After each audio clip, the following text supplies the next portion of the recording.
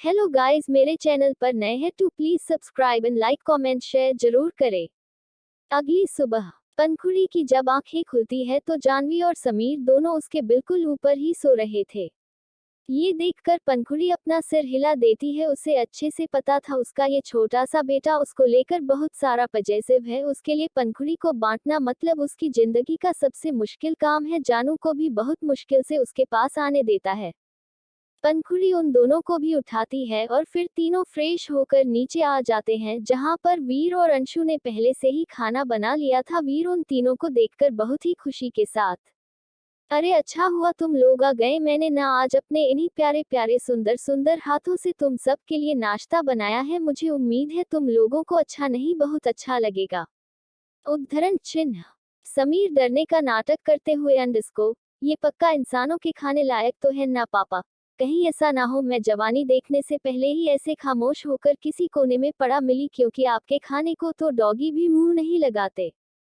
वीर की आंखें छोटी हो जाती है, उसके पास आता है और उसके छोटे से कान को अपने हाथ में पकड़ते हुए अंडस्को, अच्छा जी अब मेरा खाना इतना बुरा हो गया। याद है वो रातें जब तुम अपनी मम्मी से छुप छुप कर मुझे रात के 3 बजे बजे उठाकर कभी पिज्जा कभी बर्गर कभी मैगी कभी पास्ता कभी कुछ करवाते हो? मैंने तो नहीं बताया पंखुड़ी को। पंखुड़ी जो ये सब कुछ सुन रही थी उसकी आंखें छोटी हो जाती है। वही समीर यह चीज देखकर वीर को घूरते हुए अंडस्को, आपका बहुत बहुत शुक्रिया मेरे बड़ बोले पापा, आपने खुद ही बता दिया इनको, अब मुझे बताने की क्या जरूरत, अब तो हम गए आप ही और मैं भी। वीर भी अपने दांतों तले अपनी जीभ को काट लेता है। तभी उसे पंखुड़ी की सख्त आवाज सुनाई देती है, अंडस्को क्या जो मैंने सुना वह सच है? तुम रात को बच्चों को जंक फूड खिलाते हो? वीर उसको सिर्फ अपने दांत दिखा देता है, जिसको देखकर पंखुड़ी अपना सिर हिला देती है और वहां से डाइनिंग एरिया में आते हुए अंडस्को, 2 महीना तक तुम दोनों कोई भी जंक फूड नहीं खाओगे। अगर मुझे पता चला तुम लोगों ने खाया तो फिर देखना मैं तुम्हारा क्या हाल करूंगी। वीर और समीर का चेहरा लटक जाता है। वो दोनों ऐसे बिल्कुल किसी मरे हुए शरीर की तरह खुद को खेलते हुए डाइनिंग एरिया में आते हैं और अपनी अपनी कुर्सियों पर बैठ जाते हैं। उन दोनों के लिए जंक फूड मतलब उनकी जिंदगी। वीर समीर के चक्कर में खाता था और समीर वह तो बच्चा है, उसको तो जंक फूड पसंद ही होगा। कुछ देर बाद पंखुड़ी ऑफिस में पहुंच जाती है, जहां का माहौल उसको कुछ सही नहीं लग रहा था। वह जैसे ही अंदर जाती है तो अपने सभी कर्मचारियों को थोड़ा सा डरा हुआ थोड़ा सा सहमा ये हुई देखी है। ये देखकर उसकी आंखों में सख्ती उतर आती है। वह जैसे ही अपने केबिन में जाती है तो वहां पर उसके चेयर पर रणविजय किसी बास की तरफ बैठा था, जैसे ये कंपनी उसी की हो। अब ये देखकर पंखुड़ी को गुस्सा आता है तो वह उसके पास आ जाती है और उसको घूरते हुए, मिस्टर शेखावत आपको मेरे ऑफिस में आकर कर्मचारियों को डरा धमका कर पहले मेरे केबिन में आ जाओ, ऊपर से मेरी ऐसे ही चेयर पर खुद को मालिक समझकर बैठ जाना। आपको पता है ना कि आपकी इस गलती की सजा आपको बहुत अच्छी तरह और बहुत भारी मिल सकती है। रणविजय उसकी चेयर से खड़ा होता है और धीरे कदमों के साथ पाखी की तरफ बढ़ते हुए अंडस्को, पंखुड़ी आपको नहीं लगता कि आप कुछ ज्यादा ही और ओवर रिएक्ट नहीं कर रही है? क्योंकि इस पंखुड़ी के अंदर जो एक पहचान छुपाती है ना, वह मेरी बीवी है। हमारी शादी को 4 साल हो चुके हैं और पूरे 3 सालों तक वह न जाने किसके लिए मुझसे दूर रहे, तो इतना हक तो मेरा उसके ऑफिस में बनता ही है ना।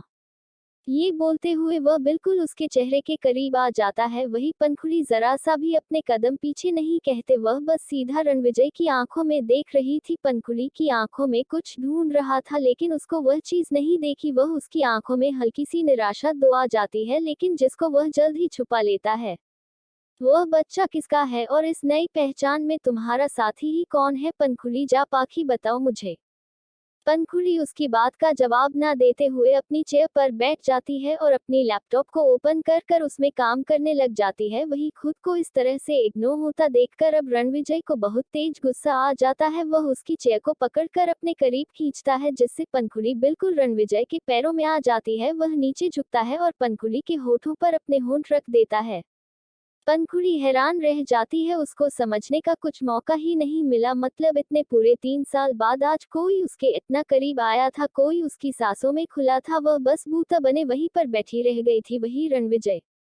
रणविजय के लिए तो यह एहसास बहुत ही ज्यादा खास और खुशनुमा थी, क्योंकि वह माने या ना माने उसे प्यार तो सिर्फ अपनी पाखी से किया था, वह भी पागलों की जैसे। इन 3 सालों में हजारों लड़कियां आई उसके जिंदगी में, बहुत ने तो उसको ड्रग देखकर भी अपने साथ चलाने की कोशिश की, लेकिन रणविजय ने हमेशा उन सभी को मौत की उतार घाट उतार दिया, लेकिन किसी के करीब नहीं गया। रणविजय जब पंखुड़ी को कुछ रिएक्ट करता नहीं देखा है, तब वह उसके होठों पर जोर से बाइट कर लेता है, जिस वजह से पंखुड़ी अपने होश में आती है और रणविजय को खुद से अलग करने की कोशिश करती है, लेकिन रणविजय ना जाने कौन सी ग्लू से उसे ही चिपक चुका था, वह उसे अलग ही नहीं होना चाह रहा था।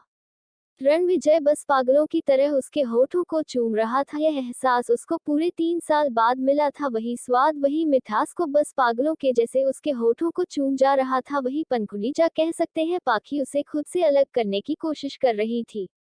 रणविजय जब पंखुड़ी को ऐसे खुद से अलग करते हुए देखा है तो वह और ज्यादा लग जाता है। अब पंखुड़ी के हद से बाहर की बात हो चुकी थी, वह अपना पैर उठाकर उसके पैरों के बीचों बीच मरती है, जिस वजह से हुसैन विजय तेज से जितना है और अपने प्राइवेट पार्ट पर हाथ रखकर जमीन पर गिर जाता है। पंखुड़ी नीचे झुकती है, खींचकर एक थप्पड़ रणविजय की गालों पर मार देती है। रणविजय उसकी तरफ देखता है, पंखुड़ी अपने होठों को एक टिश्यू के साथ साफ करती है, जैसे वह रणविजय का टच अपने ऊपर से हटाना चाहती हो। ये देखकर विजय को बहुत ज्यादा गुस्सा आता है और कहीं ना कहीं उसके दिल में यह चीज भी नहीं थी। बहुत कली तुमने बदतमीजियां और बहुत सह ली, मैं अब बस किसी चीज को सहने की एक हद होती है, आज तुमने वह हद पार कर दी रणविजय शेखावत। अब मैं बोलूंगी नहीं करके दिखाऊंगी और तुम्हें अगले 24 घंटे में अच्छा खासा पता चल जाएगा। Know get lost. ये बोलकर वह तेजी से चीखती है। रणविजय को उसकी बातों से कोई फर्क नहीं पड़ा था, वह खुद को संभालते हुए खड़ा होता है और पंखुड़ी को देखते हुए अंडस्को, आज जो तुमने मुझ पर हाथ उठाया है ना, ये भी तुम्हारे किए गए धोखे में शामिल हो चुका है। देखती जाओ अब तुम्हारे साथ क्या क्या होता है अगले 24 घंटों में। रणविजय पंखुड़ी के केबिन से चला जाता है। वही रणविजय के जाते ही पंखुड़ी जमीन पर गिर जाती है, उसकी आंखों से झरझर आंसू बहने लग जाते हैं। ऐसा नहीं था कि वह इन 3 सालों में खुद के दिल को मना पाए हो रणविजय के नफरत करने के लिए, लेकिन उसके अंदर का दबा हुआ प्यार वह पंखुड़ी की पहचान के साथ ही चुका था। ये खुद से प्यार नहीं बल्कि उसे दुश्मनी लेने आई थी, लेकिन इसमें जो दिल था वह पाखी का था। पाखी का दिल धड़कता था, आज भी उनके लिए जाता था, वह आज भी उसको देखते ही खुश हो जाता था, लेकिन उसको इस चीज की इजाजत नहीं देता था। अपने दिमाग के चलते अपने दिल में बसी को भी मार रही थी, लेकिन कब तक। शाम के समय जब पंखुड़ी घर में आती है तो वीर और अंशु परेशानी में थे। ये देखकर उसको अजीब लगता है, वह उन दोनों के पास आते हुए, क्या हो गया, तुम दोनों इस तरह से परेशान क्यों हो। अंशु परेशान होते हुए अंडस्को, दी वह आपका नया बिजनेस पार्टनर। पंखुड़ी समझ आती है कि यह किसके बारे में बात कर रहे हैं। जी हाँ, रणविजय। पंखुड़ी अपनी आंखें छोटी करते हुए, क्या किया रणविजय ने। वीरा अब परेशानी के साथ अंडस्को, वह समीर के स्कूल से आ रहा था तो उसी को लेकर चला गया। गार्ड ने पूछा तो उसने बता दिया कि वह उसका पिता है। उसने तुम्हारी और उसकी कुछ शादी की फोटोज वगैरह दिखाई, जिससे गार्ड को इस चीज का एक बार हो गया है, इसीलिए उन्होंने उसको भेज दिया। पंखुड़ी अपने हाथ में पकड़े हुए सूटकेस को खींचकर जमीन पर मार देती है और चिल्लाते हुए अंडस्को, स्कूल वालों को मैंने कहा था कि अगर कोई भी आए और मेरा नाम लेकर मेरे बच्चे को लेकर जाए, जब को ले जाने की कोशिश करे उससे पहले मुझे इन्फॉर्म करे, लेकिन नहीं, कुत्ते की पूंछ कभी नहीं सुधरेगी। ये बोलकर वह एक मिनिस्टर को फोन करती है और उसे पर भी चिल्लाते हुए, मुझे एक्सेस स्कूल अभी के अभी सारा स्टाफ चेंज चाहिए, क्योंकि यह सारा स्टाफ किसी भी काम का नहीं है। यह अपने स्टूडेंट को कोई अच्छी सिक्योरिटी नहीं दे सकता, तो फिर इसे एजुकेशन की क्या की जाए। अब पंखुड़ी कपूर कोई छोटा मोटा नाम तो अच्छी नहीं, सब उसे अच्छी तरह से जानते थे, इसीलिए मिनिस्टर बिल्कुल हूँ सिर्फ के कहे अनुसार अगले आधे घंटे में पूरे स्कूल के स्टाफ को सस्पेंड कर देता है। किसी को कुछ समझ नहीं आया कि उन्होंने आराम से अपनी क्लासेस ली और स्कूल खत्म होते होते ही उनकी जब भी खत्म हो गई।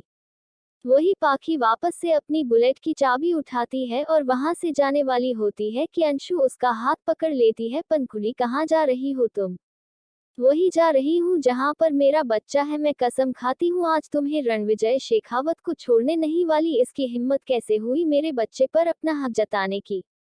ये बोलकर वह रणविजय के विला की तरफ बढ़ जाती है, लेकिन जैसे ही वह बिल्ला पहुंचकर देखी है तो हैरान रह जाती है, वहां पर कोई नहीं था, पूरा साफ, पूरे मेंबर्स सभी चले गए थे। ये देखकर पंखुड़ी को धक्का लगता है, तभी एक गार्ड उसके पास आता है और उसकी एक लेटर देता है।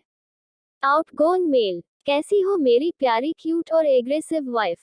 होप सो अच्छी तो तुम होगी नहीं, मैंने तुमको बोला था ना कि अगर तुम 24 घंटे में मुझे नुकसान पहुंचाओगी तो मैं कौन सा तुमको छोड़ूंगा। देखो तुमसे तुम्हारी सबसे पसंदीदा और प्यारी चीज लेकर जा रहा हूँ। मैं इतना निर्दय नहीं हूँ कि तुम्हें नाम बताओ कि मैं कहाँ जा रहा हूँ। मैं वापस से वही जा रहा हूँ जहाँ से इन सब की शुरुआत हुई थी। तो अगर तुम पंखुड़ी हो चाहे पाखी, तुम्हें अपने बच्चों के लिए मेरे पास वापस तो आना पड़ेगा। मुझे इंतजार रहेगा तुम्हारा, तुम्हारे अपने घर में, अपने पति के पास, अपने ससुराल वालों के पास और अपने बच्चों के पास। ज्यादा समय मत लगाना, क्योंकि क्या है ना कि मैं इतने सालों में थोड़ा सा बदल गया हूँ जिसका अंदाजा तुम्हें नहीं है। तो ज्यादा होशियारी मत दिखाना और चुपचाप से चली आना। Outgoing mail. पंखुड़ी उस लेटर को अपने हाथ में पकड़कर मरोड़ देती है और जोर से रणविजय का नाम देकर चीखती है। तो क्या होगा जब पाखी वापस से इंडिया जाएगी? क्या वह कुछ देर के लिए अपनी इस पहचान को छोड़कर बाकी बन जाएगी, या फिर किस्मत दे उसके लिए कुछ और ही सोचा है? जानेंगे हमारी कल के चक्कर में। अब आगे। पंखुड़ी अंशिका दोनों पंखुड़ी के प्राइवेट जेट में बैठकर अपना इंडिया का सफर तय कर रहे थे। पंखुड़ी की गोद में जानू सो रही थी। पंखुड़ी की आंखों में कुछ अजीब से एहसास से जिनको अंशिका अच्छे से समझ रही थी। वह उसके हाथ पर अपना हाथ रख देती है तो पंखुड़ी बिना उसे देखे हुए कसम खाकर आई थी कि वापस कभी वहां नहीं जाऊंगी जहां से मेरी दुनिया उजड़ गई थी। लेकिन वक्त और हालात कभी किसी के सगे नहीं होते। मेरे साथ भी यही हो रहा है। जहां मैं जाना नहीं चाहती, जिन लोगों से मैं मिलना नहीं चाहती, आज वक्त के क्रश तूने ऐसा पलटा मारा है कि मैं फिर से उनके सामने जा रही हूँ, उनकी जिंदगी में शामिल होने। लेकिन दी, जहां तक मुझे पता है आपके दोनों परिवार आपको बहुत ज्यादा प्यार करते थे। तो फिर आपने अगर उस एक शख्स से दूरी बनाई तो फिर पूरे परिवार से भी दूरी क्यों बना ली? आखिर उनकी इस चीज में क्या गलती थी? अंशिका के मन में हमेशा यही एक सवाल घर करता था। उसने आज हिम्मत करके पूछ ही लिया। पंखुड़ी उसकी तरफ देखती है और फिर से बाहर देखते हुए, उनके कोई गलती नहीं थी, उनकी बस इतनी गलती थी कि उन्होंने उसे मासूम को सजा देने की कोशिश की जिसकी इन सब में गलती नहीं थी। अगर देखा जाए तो उसकी बात गलत भी नहीं थी। यह सब कुछ मुझे शुरू हुआ था। अगर मैं अपनी नादानी में ना होती तो शायद ये सब कुछ ना होता। लेकिन दी, अब कब तक खुद को ऐसे ही ब्लेम करते रहोगे? जो हुआ उसमें आपकी भी कोई गलती नहीं थी। उसे समय आप खुद ही दो राहों में फंसी हुई थी। आप बहुत मासूम थी, ऐसे मासूम जिसे दुनिया की कोई समझ ही ना हो। वही तो मुझे सबसे बड़ी गलती हो गई अंशु। अगर मैं पहले ही अपने उसे बचपन और फैंटेसी की दुनिया से बाहर आ जाती ना, तो शायद जो कुछ रोशनी और उसके बच्चे के साथ हो रहा था वह ना होता। उसको उसके हिस्से की खुशियां मिलती, ना कि मेरे हिस्से का दर्द। ये बोलकर वह चुप हो जाती है। अंशिका भी अब आगे कुछ नहीं बोलता, क्योंकि यह बात सच थी। पंखुड़ी भले ही अपने दिमाग से फैसला करती थी, लेकिन पंखुड़ी के दिल जाने की पाखी वह आज भी रोशनी और उसके बच्चे के साथ हो रहे व्यवहार के लिए खुद को दोषी मानती थी। उसको ऐसा लगता था कि काश अगर वह उन सबकी जिंदगी में ना ही होती तो रोशनी उसे समय खुश होती। जिस समय उसको सबकी जरूरत थी उसे समय सब उसके पास होते हैं, ना फिर कि उसकी इस तरह से अपने से ही अलग कर देते। वहीं दूसरी तरफ इंडिया में रणविजय समीर को लेकर पुराने शेखावत मिला आ चुका था। पूरे 3 साल बाद आया था वह अपने ही घर में। ना जाने कौन सी उसकी सिद्दत थी, या फिर किसी को ना याद करने का जुनून, क्योंकि इस घर का ऐसा कोई भी गुनाह नहीं था। उसको पाखी की याद दिलाता है। वह हमेशा यहाँ आना अवॉइड ही करता था, क्योंकि यहाँ पर उसके जिंदगी के बहुत सादा हसीन पल के थे जिनकी वजह से वह कमजोर हो सकता था, और रणविजय शेखावत खुद को कमजोर नहीं बनाना चाहता था। सरला जी जब अपने बेटे को इतने सालों बाद देती है तो उनकी आंखें भर आती हैं। वह जल्दी से उसके पास जाती है और उसको गले से लगा लेती है। रणविजय वैसे ही किसी बुत के जैसे खड़ा रहता है। वह ना तो उनसे कुछ बोलता है और ना ही कोई शिकायत करता है। आखिर आपको 3 साल बाद याद आ ही गया कि आपका परिवार है, आपके माँ बाबा है और जिंदा है, आपसे मिलने की राह पर है। रणविजय फिर से कुछ नहीं कहता, वह बस सरला जी से अलग हो जाता है। सरला जी उसकी इस बेरुखी को देखकर बहुत ज्यादा दुखी होती है। तभी उनका ध्यान पीछे आ रहे छोटे से बच्चे पर पड़ता है, जो कि दिखने में बिल्कुल रणविजय की कार्बन कॉपी लग रही थी, लेकिन छोटे वर्जन में। सरला जी उसके पास जाती हैं और समीर के सामने बैठ जाती है, वह उसकी गाल पर हाथ रखते हुए। आपका नाम क्या है और आप यहाँ पर क्या कर रहे हो? समीर अपनी सख्त आवाज में को आप पहले खड़े हो जाए। सरला जी को कुछ समझ नहीं आता, लेकिन समीर के सभा की वह बेरुखी वह समझ जाती है, इसीलिए वह हल्का सा निराश होते हुए खड़े हो जाती है। समीर अब थोड़ा सा आगे बढ़ता है और सरला जी के पैर छू लेता है और उनको एक छोटी सी मगर बहुत ही प्यारी सी मुस्कान देते हुए। मम्मी हमेशा बोलती है कि अपने से बड़ों का हमें आदर करना चाहिए, हमें उनकी कभी भी बराबरी नहीं करनी चाहिए, बड़ों का सम्मान करना ही हमारा परम कर्तव्य है, इसीलिए मुझे सिर्फ आपका आशीर्वाद लेना था दादी। समीर के मुंह से दादी शब्द सुनकर ना जाने क्यों शर्मा जी की आंखों में आंसू आ जाते हैं। वह समीर को अपनी गोद में उठा लेती है और उसका पूरा चेहरा चूमने लग जाती है। समीर बच्चों की तरह खिला रहा था। वही रणविजय, शेखर, रौनक और मोहित का मुंह खुला का खुला रह गया था। मतलब यह वही छोटा शैतान है जिसने उसकी नानी याद दिला दी थी उनके सामने। तो यह ऐसे था जैसे कोई रोबोट हो, ना हंस रहा था ना बोल रहा था, लेकिन अब सारनाथ जी के सामने बिल्कुल बच्चों जैसा रिएक्ट कर रहा है। हालांकि वह बच्चा ही था, लेकिन उनके साथ इतना भेदभाव क्यों? वह छोटा शैतान, देख ही देना, तुमने भी पार्शियलिटी, हमारे साथ इतना सख्त व्यवहार और माँ के साथ इतना प्यार, तुम तो कमाल के हो। शेखर अपनी सवाल को काबू नहीं कर पाता और वह समीर को देखते हुए बोलता है। कश्मीर की आंखों में फिर से शक्ति उतरती है। वह उसको देखते हुए इसको मैं बात और बिहेव सामने वाले शख्स को ऑब्जर्व करके ही करता हूँ। अगर मैं आपके साथ अच्छे से व्यवहार नहीं किया तो इसका मतलब है कि आप मेरे अच्छे व्यवहार के लायक नहीं। उम्र के हिसाब से तुम्हारी जबान कुछ ज्यादा ही लंबी है छोटे लड़के। इतना नाम और रेपुटेशन कमाने के बाद भी आपकी हरकतें भी कुछ ज्यादा अच्छी नहीं है मिस्टर शेखावत या फिर मिस्टर किडनैपर। रणविजय के गाने पर समीर भी उसके सामने एक और तेज छोटा है जिसको देखकर रणविजय की आंखें छोटी हो जाती है। वही सरला जी समीर की गल को अपनी उंगली से छूटे हुए, बेटा आप मेरी बेटी को मिस्टर किडनैपर क्यों बोल रहे हो? समीर सरला जी की तरफ बहुत ही क्यूट सा पूछ करते हुए, दादी आपको नहीं पता, आपके इस गंदे एकदू खडूस क्रूएल बेटे ने मुझको मेरे घर से जा बोलूं मेरे देश से ही किडनैप कर दिया। अब बताओ मैं इनको किडनैपर नहीं तो फिर क्या बोलूं? सरला जी की आंखें बड़ी बड़ी हो जाती है। वह रणविजय को खून कर देखती है और अपने दांतों को पीसते हुए, बेशर्म नालायक, यही शिक्षा दी है क्या हमने तुम्हें? आखिर क्या कमी रह गई थी तुम्हारे बिजनेस में जो तुमने अब छोटे छोटे मासूम बच्चों को उठाने का काम भी चालू कर दिया है? क्या तुम्हें शर्म नहीं आती ऐसा काम करते हुए? सरला जी जिन्होंने आज तक अपने प्यारे राज दुलारे बेटे को उस तक नहीं बोला था, वह आज किसी चंडी के जैसे उन पर चढ़ी हुई थी। यहाँ पर हैरान था तो वहीं पर हमारे चेहरे पर हंसी थी, तभी वहां पर सूरज और धीरज जी भी आ जाते हैं ना जाते हैं। आखिर इतने सालों बाद आपको इस शेखावत बिला का रास्ता मिल ही गया।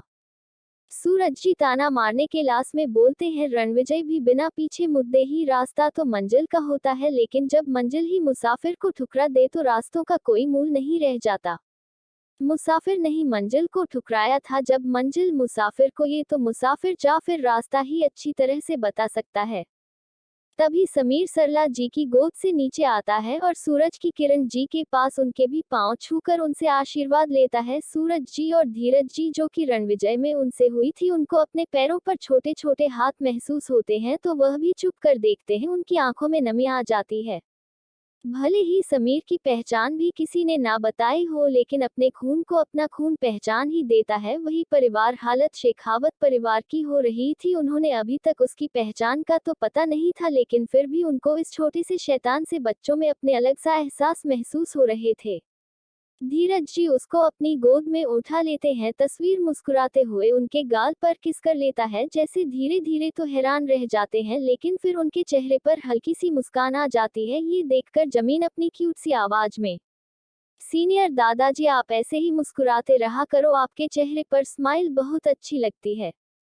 सूरज जी भी बच्चे के सामने बच्चा बनते हैं। को अच्छा तो क्या हमारे चेहरे पर स्माइल अच्छी नहीं लगती और हमें मीठी से किसी नहीं मिलेगी क्या इस छोटे से शहजादे से? समीर अहमद करा देता है और अपना सिर हिलाते हैं और चार दादाजी आप तो बिल्कुल जानू के जैसे बहन कर रहे हो, आपको किस मिलेगी, मैं आपके पास ही आ रहा था, चलो अब मुझे उठाओ। सीनियर दादाजी की उम्र नहीं है वह मुझे इतनी देर उठाकर रख सके। ये बोलकर वह अपने छोटे से हाथ सूरज की तरफ बढ़ा देता है। सूरज जी भी खुशी खुशी उसको अपने गले से लगा लेते हैं। वही समीर अब उनके गाल पर भी किस करता है और उनके गाल से अपनी गाल को रगड़ने लग जाता है।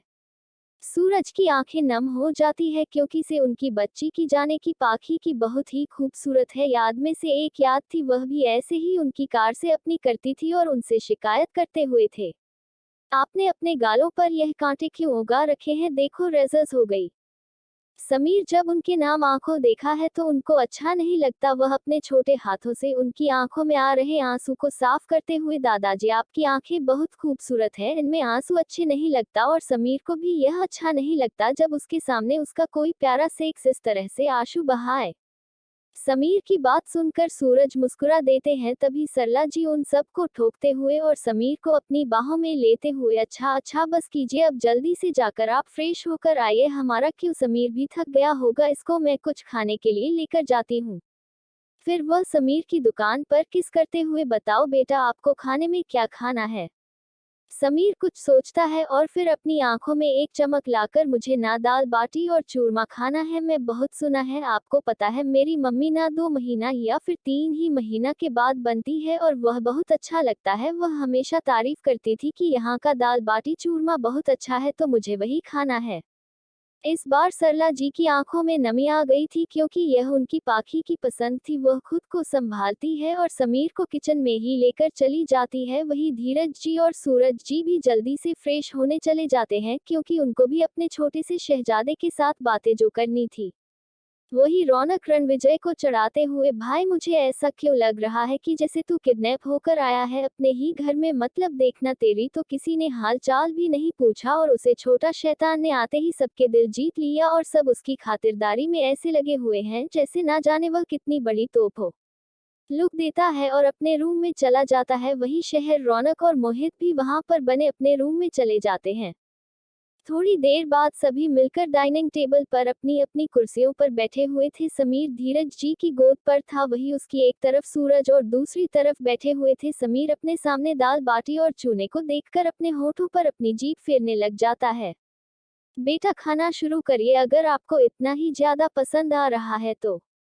सरला जी की बात सुनकर समीर हाँ में सिर हिलाता है और सबसे पहले को खाना देने के लिए भगवान को प्रार्थना करने लग जाता है, जैसा कि हमारे इंडियन कल्चर में शामिल है। सभी ये देखकर हैरान थी क्योंकि सबको पता चल गया था इस समय की पैदाइश और उसकी परवरिश इंडिया से बाहर की है, लेकिन उसके संस्कार भारतीय है। अच्छा लग रहा था। हम दबे से कह सकते हैं कि आपकी माँ के दिए हुए संस्कार बहुत अच्छे हैं। हम नमन करते हैं ऐसी माँ को जिसने विदेश में रहकर भी अपने बच्चों को इतने अच्छे संस्कार दिए। धीरज जी अपनी गोद में बैठे हुए समीर के बालों पर किस करते हुए कहते हैं। वही उनकी बात सुनकर सुरेश जी असला जी भी हाँ में सिर हिला देते हैं। जब तक इनको पता नहीं है कि समय इनका ही पोता है, तब यह इसको इतना प्यार जता रहे हैं। क्या होगा जब इनको पता चलेगा, और क्या होगा जब पंखुड़ी पूरे 3 सालों बाद परिवार के सामने, क्या वह अपने टूटे हुए रिश्तों को फिर से जोड़ पाएगी। No proofreading. अब आगे सरला जी बहुत ही प्यार और अपनेपन के साथ समीर को खाना खिलाते हैं। समीर भी खुशी खुशी उस खाने को खा लेता है, लेकिन तभी उन्हें किसी की नाराजगी भरी आवाज आती है। सबको पता था कि किसकी है। आप लोग कितने मिन हो, आप मुझे कैसे भूल गए, और यह कौन है जो मेरी जगह बड़े नानू की गोद में बैठा है। मुझे बड़े नानू की गोद में बैठना है, इसे यहाँ से हटाओ। यह कोई और नहीं, हमारे रोशनी के बेटे वरुण। द वरुण शौर्य, रोशनी और खुशबू दोनों ही किसी काम से गए हुए थे, इसीलिए वह लेट हो गए थे। लेकिन जैसे ही वरुण ने आकर देखा कि उसकी जगह किसी और ने ले ली है, तो वरुण अपना क्यों समूह खुला लेता है। वह वहां से अपने छोटे छोटे पैरों के साथ भागते हुए उन लोगों के पास आता है। बड़े नान आप बहुत ज्यादा बेवफा निकले, किसी और को मेरी जगह दे दी। देखी, मैं अपनी जिंदगी में आपकी जगह किसी को नहीं थी। वरुण आपसे नाराज है। समीर अपनी आंखें छोटी करते हुए वरुण को खोल रहा था। वही वरुण कौन सा काम था, वह भी अपनी इस नजरों से उसको खोल रहा था। उन दोनों की यह गर्म गर्मी शौर्य तोड़ता है। शौर्य आगे आता है और वरुण के सिर पर हल्का सा मारते हुए, यह क्या तमीज हुई, वरुण इस तरह से बात करते हैं क्या अपने से बड़े से। वरुण मुंह बनाते हुए, ये कहाँ मुझसे बड़े लग रहे हैं, देखो ये हमारी यही लग रहे हैं। कोई भी बता सकता है कि हम सब में सिर्फ 1 2 3 4 से 4 मंथ का फर्क है, जैसे आप मेरे से पूरे 5 मंथ छोटे हो और यह भैया भी मुझे बस एक जादू मंत्र छोटे लग रहे हैं। शौर्य का मुंह बन जाता है। हालांकि वह दोनों से मैच के थे, लेकिन सच तो यही था कि उनमें कुछ मंथ का फर्क था और शौर्य हमारे वरुण से छोटा था, इसलिए शौर्य हमेशा से अपनी नाक फुला लेता था। इस चीज को सुनकर वही हमारे समीर बाबू को कोई फर्क नहीं पड़ा। वह बहुत ही प्राउड लोग के साथ, भले ही तुम मुझे 1 कर 2 मंथ बड़े होंगे, लेकिन हमारे आगे से है, और वैसे भी मैं तुम्हारे जैसा चिल्डिश नहीं हूँ, मैं समझदार हूँ अपनी उम्र के हिसाब से, और तुम्हें देखकर लगता है कि तुम चिल्डिश हो अपनी उम्र के हिसाब से। वरुण मुंह बनाते हुए हाँ हाँ गया। एक और बच्चों वाला बूढ़ा, ये शौर्य का काम था जो एक और आगे मुझे प्रवचन देने के लिए। अरे भाई, मैं तो समझती समझाते थक गया हूँ कि बच्चों को बच्चों जैसा बिहेव करने दो और बड़ों को बड़ों जैसा। तो फिर आप सब लोग ये क्यों नहीं समझते, हमेशा मेरे पीछे लग जाते हो। वरुण को इस तरह से मुंह फुलाता देखकर सरला जी उसके पास आती है, पर उसको अपनी गोद में लेकर उसके फूले हुए गालों पर हल्की सी किस करते हुए अंडरस्को, अरे मेरा क्यूट सा मासूम सा भोला सा एकदम पैम्पर बच्चा, आपको किसी की बात सुनने की जरूरत नहीं है। आपको पता है ना कि आप इस दुनिया के सबसे बेस्ट बेबी हो, तो बस किसी से बहस करने की जरूरत ही नहीं है। वरुण सरला जी के गले में अपनी बहन डालते हुए, नहीं, एक आप ही सबसे बेस्ट हो इस घर में पढ़ने, यहाँ तो सभी दुबले हैं, किसी छोटे बच्चों के आते ही मुझ जैसे कट और हैंडसम बच्चों को भूल गए। वरुण लव्स यू नानी सो मच। सरला जी उसके बालों को सही करते हुए, नानी also love Varun so much. ये देखकर हम जहां पर शौर्य अपनी आंखें घुमा लेता है, क्योंकि उसे पता था वरुण हमेशा से ऐसा ही करता है, भले ही वह उससे बड़ा घूमना हो, लेकिन अकी के मामले में वह बिल्कुल अच्छा ही था। वैसे देखा जाए तो वरुण की बात भी सही है, वह तो अपनी एज को एंजॉय कर रहा था, अपने इन दोनों भाइयों के जैसी नहीं। लेकिन हमारे समीर को वरुण और सलाह दी कि यह नजदीकियां अच्छी नहीं लगी। उसको ना जाने क्यों जेलसी फील हो रही थी। वह चाहता था कि सदस्यता प्यार सिर्फ पुस्तक सीमित रहे, जैसे उसकी मम्मी का होता है। उसके एक्सप्रेशन को रणविजय के साथ साथ रौनक, शेखर और मोहित अच्छे से समझ रहा था। शेखर धीरे से रौनक के कान में, शैतान को देखकर ऐसा क्यों लग रहा है कि इसे वरुण का माता के पास होना अच्छा नहीं लग रहा। रौनक उसको खोलकर देखता है कि शेखर अपनी बात सही करते हुए, अरे माँ के पास, हमारे पास अब ठीक है, कुछ नहीं लगता। इसकी काफी हरकतें 1 बजे से मिलती हैं, मतलब खुद ही सोचना कि जब छोटा था तो उसको भी कहाँ पसंद होता था माँ का किसी और बच्चे को लाल लड़ाना, भले ही वह अपनी ही क्यों ना हो। शेखर भी उसके बाप ने सहमति जताते हुए, मुझे भी अब पक्का यकीन हो रहा है कुछ ना कुछ तो ऐसा है जो हमसे छुपा हुआ है और हमको उसको जल्द से जल्द बाहर लाना होगा, क्योंकि इसमें बहुत लोगों की अच्छाई छुपी हुई है। सूरज जी शौर्य को अपनी गोद में उठते हैं और उसको अपने हाथों से खाना खिलाने लग जाते हैं। वही रन दीजिए रोशनी को गले से लगा लेता है और वह भी प्यार से अपनी बहन को पैम्पर करने लग जाता है। ऐसे ही सभी खुशी अपना खाना खा लेते हैं। समीर सरला जी का ध्यान अपनी तरफ खींचते हुए, दादी क्या आप मुझे कहानी सुनाओगी? मम्मी बोलती है कि जो भी दादी जा नानी होती है ना, वह हमें बहुत अच्छी अच्छी और बहुत ही ज्यादा कहानियां सुनाती है, तो क्या आप ही हमें कहानी सुनाओ जी। सरला जी प्यार से समीर के चेहरे को पकड़ती है और उसके बालों को खराब करते हुए, हाँ हाँ बच्चे, क्यों नहीं, आपकी दादी आपको सरवर कहानी सुनाओगी। समीर यह सुनकर खुश हो जाता है। वह वहां पर खड़े सरवन की तरफ देखते हुए, चाहिए हॉल के बीचों बीच सारे सोफे हटा दीजिए और वहां पर कुछ सॉफ्ट मैट रख दीजिए, आज हम सभी लोग वहां बैठकर कहानी सुनेंगे। लेकिन वह सवर थोड़ा सा रूड था। उसकी नसों में ये लड़का एंजल था जिसको उनके बड़े साथ किडनैप कर कर लाए थे, तो उसकी बात करने का कोई फायदा ही नहीं था, तो इसीलिए वह उसको इग्नोर करता है। ये देखकर समीर को गुस्सा आ जाता है। वह अपनी सख्त मगर कड़क आवाज में, लगता है तुम्हारे कान खराब हो चुके हैं और अब तुम्हारी तकदीर की, अगर तुम मेरी बात नहीं मान सकते, तुम्हारा यहाँ पर रहने का कोई हक नहीं है, तुम अभी के अभी इस विला से निकल जाते हो और मेक सुरे की तुम्हें कहीं पर काम नहीं मिलेगा, नो गेट लॉस्ट। वह सब उसको ज्यादा भाव ना देते हुए, वह भी थोड़ी सी फ्रूट आवाज में, आप होते कौन हो मुझे यहाँ से निकलने वाले? मैं यहाँ से पिछले 3 साल से कम कर रहा हूँ, आपको कोई हक नहीं बनता, और वैसे भी तुम तो एक छोटे से बच्चे हो जो अभी अभी कुछ घंटे पहले आया है, या फिर बोलो किडनैप कर कर लाया गया है, इसकी अपनी औकात नहीं है।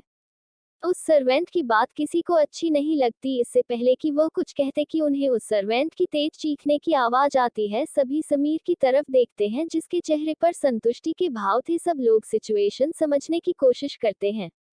हुआ कुछ ऐसा कि जैसे ही समीर ने औकात वाली बात सुन, उसको गुस्सा हद से पार कर गया। उसने वहां पर रखा हुआ फॉक उठाया और उसकी तरह खींच कर मारा है, जिस वजह से वह फॉक उसके पैर के घुटनों के बिल्कुल नीचे जाकर लगा। इस वजह से उसके शरीर में दर्द और अपने आप ही नीचे झुक गया। हमारी औकात तुम्हारी सोच से परे है, आगे से हमसे बदतमीजी करने की कोशिश मत करना, क्योंकि मैं पंखुड़ी कपूर का खून हूँ, और जैसे पंखुड़ी कपूर किसी को खुद को डिसरिस्पेक्ट करने नहीं देता, वैसे ही यह समीर कपूर भी खुद रिस्पेक्ट करने का मौका किसी को नहीं देता। सब लोग उसे प्यार से मासूम से बच्चे का बदला हुआ रूप देखकर हैरान थे। मतलब अभी अभी तो मुझे कितना प्यार से पेश आ रहा था, बिल्कुल किसी बच्चे की तरह, लेकिन अब शौक बिल्कुल किसी खतरनाक शख्स की तरह पेश आ रहा था उसका, और बिल्कुल बिल्कुल जैसा था।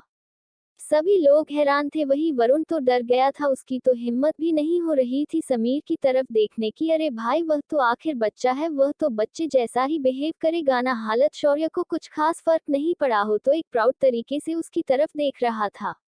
ये सूरज जी थे जो सबसे पहले शौक से बाहर आए थे। वह कांच को बोलकर उसको बाहर निकाल देते हैं और अमीर के पास आकर उसको अपनी गोद में उठाकर उसकी पीठ थपथपाना लग जाते हैं। कुछ ही देर में सिर में शांत हो जाता है और उसके चेहरे पर वही मासूमियत लौट आती है।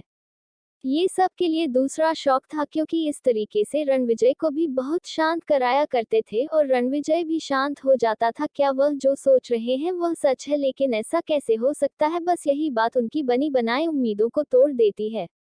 कुछ देर बाद आज सारा परिवार इकट्ठा होकर हाल में उन सब मैट्रेस पर बैठा हुआ था। वही सरला जी की गोद में समीर, सूरज जी की गोद में वरुण, वही धीरज की गोद में शौर्य बैठा हुआ था। सरला जी उन सभी को बहुत ही प्यारी सी हमारे नटखट कान्हा की कहानी सुना रही थी, समीर बहुत ही उत्सुकता के साथ।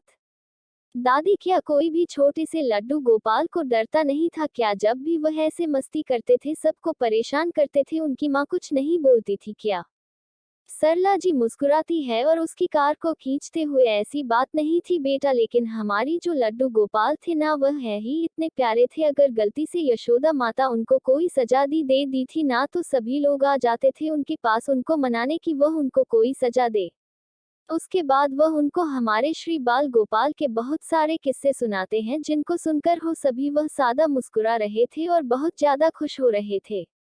तभी रोशनी और खुशबू मिलकर बच्चों के लिए दूध लेकर आते हैं और सब बड़ों के लिए भी सब एक एक गिलास ले लेते हैं, लेकिन उनकी मना कर देता है उसको ताना देने की लहजे में। क्या हो गया मिस्टर किडनैपर, क्या आपको भूत अच्छा नहीं लगता? तो सॉरी सॉरी, आप तो डेविल हो ना, आपको तो लोगों का खून पीना ही अच्छा लगता होगा, माय बैड। रणविजय उसको घूरते हुए अंडस्को, अपनी जबान पर लगाम देकर बात किया करो मुझसे, मैं तुमसे बड़ा हूं तो show me some respect. Sameer उसकी नकल करते हुए, शो मी सम रिस्पेक्ट, पहले रिस्पेक्ट करने वाले काम तो किया करो मिस्टर किडनैपर। इस तरह से कोई शरीफ किसी बच्चे को किडनैप कर अपने घर में नहीं लेकर आता। रन बीजेपी उसको उसे तीखी नजर से टूटे हुए, मुझे तो तुम्हें देखकर कहीं से नहीं लग रहा कि तुम किडनैप हुए हो, मुझे तो ऐसा लग रहा है कि जैसे तुम किसी वेकेशन पर आई हो। समीर, अपनी शर्ट का छोटा सा कॉलर सही करते हो, अपने खुद की क्या तारीफ करूं मिस्टर शेखावत, इतना बेस्ट कि मुझे ना हर सिचुएशन में अपना फोन ही देता हूं। क्या हो गया? अगर आप खड़ूस हो, किसी काम के नहीं, निकम्मे टाइप हो, लेकिन आपका पूरा परिवार बिल्कुल देसी परी तेल के इंजन जैसा है, सब बहुत प्यारे हैं, बहुत अच्छे हैं, शिवाय आपको छोड़कर ऐसा लग रहा है कि जैसे भगवान ने गलत कॉम्बिनेशन बागरा दिया, एंजल्स के घर में एक डेविल भेज दिया। रणविजय गुस्से में अपनी मुट्ठी करते हुए, और तुम्हारे परिवार का क्या तुम खुद को एंजल समझते हो? रणविजय की पांच संकट। समीर एक शैतानी सी हंसी हंसते हुए, किसने बोला कि मेरा परिवार एंजल्स का है? मेरे परिवार में सबसे बड़ी डेविल मेरी मम्मा है, उसके बाद में हालांकि हमारे घर में सिर्फ दो एंजल है, एक अंशु और एक हमारी जानू, उसके सिवा सभी डेविल से।